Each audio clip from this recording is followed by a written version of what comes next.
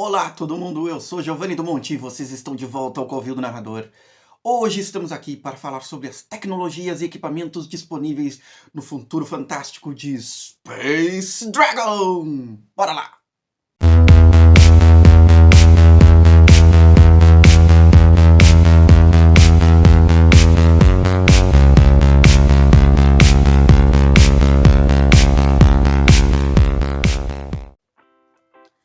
Estamos falando sobre um futuro muito distante provavelmente, e em uma galáxia também muito distante.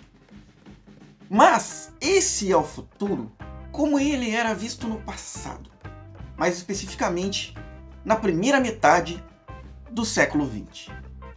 E eu quero falar com vocês então sobre o passado, para que vocês tenham uma noção de como é a tecnologia e os equipamentos disponíveis em Space Dragon a partir do conhecimento que vocês vão ter sobre como eram os pensamentos dos autores da Pulp Fiction nas primeiras décadas do século XX.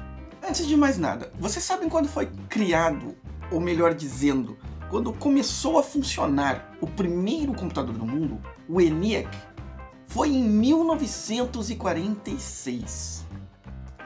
O primeiro satélite, o Sputnik 1, entrou em órbita em 1957. O homem só foi pisar na Lua, e tem gente que acha que não fez isso, em 1969. E o que isso tem a ver? As primeiras Pulp Fictions da ópera espacial, lá no iniciozinho, elas começaram a ser desenvolvidas entre o final da década de 10 do século 20 e o final da década de 20. Skylark of the Space, ou The Skylark of Space, agora eu não tenho certeza absoluta do nome, do E.E. Doc Smith, o mais consagrado dos autores da ópera espacial, considerado o pai da ópera espacial, foi publicado pela primeira vez em 1928, ou seja, muito antes de toda essa tecnologia da qual eu estava falando. Também em 1928 foi publicado The Crashing Suns, ou como ficou conhecido em português, Uma Estrela Irá Chocar com o Sol, de Edmond Hamilton, considerado o segundo pai da ópera espacial. Os dois meio que dividem o título. Então vocês podem ver que a Pulp Fiction é muito anterior a muito do conhecimento científico relacionado ao espaço que nós podemos ter e toda a tecnologia que nós gostaríamos de ver numa ópera espacial. Então, a tecnologia que nós realmente vemos numa história de ópera espacial retrô é bem bizarra às vezes. Para começo de conversa, uma das coisas que você vai ver, e muito comumente vai ver numa aventura de Space Dragon, são computadores gigantes. Os computadores das naves espaciais e dos veículos, eles são pesados, enormes e complexos de utilizar, com as telas cheias de luzinhas piscando e indo para lá e para cá, como era, por exemplo, na primeira série, a série original de Star Trek. Outra coisa que você vai achar até engraçado, eu achei engraçado, quando eu estava lendo o capítulo de equipamento do Space Dragon, é que um simples comunicador de mão, na verdade, é uma coisa extremamente cara e não é acessível diretamente aos personagens logo que eles são criados. Um comunicador de mão é um aparato, ele precisa ser criado por um cientista. Aí você já vê, né, que a coisa é muito diferente do futuro que é agora. Né? Em 2023 nós temos celulares, nós temos smartwatches, nós temos a internet. Você vai ter que imaginar a ópera espacial do Space Dragon de uma maneira bem característica. Lasers, armas de prótons, todo tipo de arma de feixe existe, está disponível e provavelmente não funciona como a física permitiria. E faz barulho, faz muito barulho, e esse barulho precisa ser descrito por você. Uma das sugestões que o livro dá é que você explique qual é o barulho que a sua arma faz quando é disparada. Pode ser pode ser, pode ser. De alguma maneira, a sua arma tem que fazer um barulhinho característico da ficção científica antiga. E as naves espaciais? Ah, as naves espaciais. Eu adoro jogo de navinha. E as naves espaciais são um grande destaque em Space Dragon. As naves espaciais até mesmo são descritas como dungeons espaciais. Só que aqui tem um detalhe interessante. Existem vários modelos disponíveis de naves. As regras de combate entre naves são muito legais. Inclusive, vale ressaltar que elas funcionam exatamente como as regras de combate normal entre as naves. E dentro da nave sempre acontece um turno dos personagens para cada turno fora da nave. É uma nuance bem interessante que o jogo tem. Só que existe um detalhe no Space Dragon que eu não diria que é um defeito, mas é uma coisa que me desapontou. A configuração das naves, a personalização das naves, ela fica toda a cargo do mestre.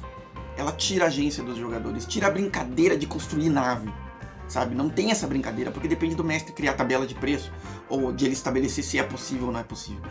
Apesar de que também tem outra coisa muito interessante a respeito do Space Dragon e seus equipamentos. O equipamento normal, ok, é fácil de ter desde o início do jogo, mas a grande maioria das coisas legais são imensamente caras. Imensamente caras. Astronomicamente caras. Então não é provável que antes do, 10º nível você vai ter uma nave legal. Muito menos você vai conseguir equipar ela cheia de equipamentos extras. Talvez por isso o jogo colocou essa coisa de que a criação de detalhes a respeito disso fica a cargo do mestre. Eu não gostei, mas sei que funciona porque como mestre eu faria diferente e o jogo permitiria, entendeu? Mas como jogador de solo, que eu penso em usar o Space Dragon para solo também, isso meio que me tirou um pouco do gostinho da brincadeira, sabe? Mas vamos ver o que eu vou conseguir descobrir para contornar isso aí. Bom, outra das coisas imensamente caras que o jogo tem são os trajes espaciais. Eles são essenciais para quem vai viajar no espaço, para quem vai viajar para planetas onde existe talvez atmosfera corrosiva ou uma diferença de pressão, algum gás a mais do que nós estamos como seres humanos acostumados. Então é um equipamento também muito importante, mas não é acessível logo no início do jogo, o que é também só gozado, né? Você pensa que o jogo vai se passar todo no espaço, mas os jogadores, no final das contas, não vão comprar essas coisas, eles vão ter que receber isso de presente, ou eles vão ter que usar de outros personagens, porque no início eles não vão ter dinheiro para comprar. Bom, e aí? O que tem de tecnologia mais legal no jogo? São os aparatos. É como se fossem os itens mágicos criados no jogo. Os cientistas criam aparatos e eles são a tecnologia de ponta. O que é de maior e de melhor é o que o cientista faz dos aparatos. E sempre existem 3 tipos: os defensivos, os ofensivos e os utilitários. Todo mundo consegue utilizar os utilitários. Os defensivos e os ofensivos depende da classe quem vai conseguir utilizar. Quase sempre os ofensivos somente o cientista é capaz de usar, porque segundo o jogo eles são aparatos complexos demais para a cabeça da maioria das pessoas. Talvez os controles, a maneira como os botões funcionam, só eles mesmos que inventaram ou que estudam conseguem utilizar. O que dá algum poder diferencial para os cientistas de eles criarem suas próprias armas de destruição em massa. Fica uma coisa muito, muito legal mesmo.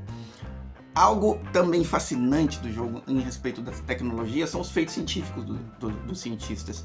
Eles permitem fazer coisas grandiosas, desde clonagem, a cura de várias doenças, mutações, enfim, engenharia genética dos mais diversos tipos.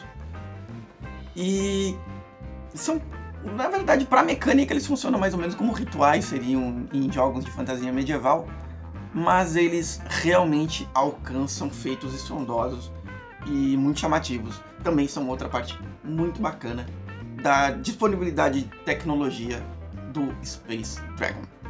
E aí, agora que você conhece isso que existe em Space Dragon? O que você gostaria de ver de mais legal nele? O que você acha que chamaria mais a sua atenção?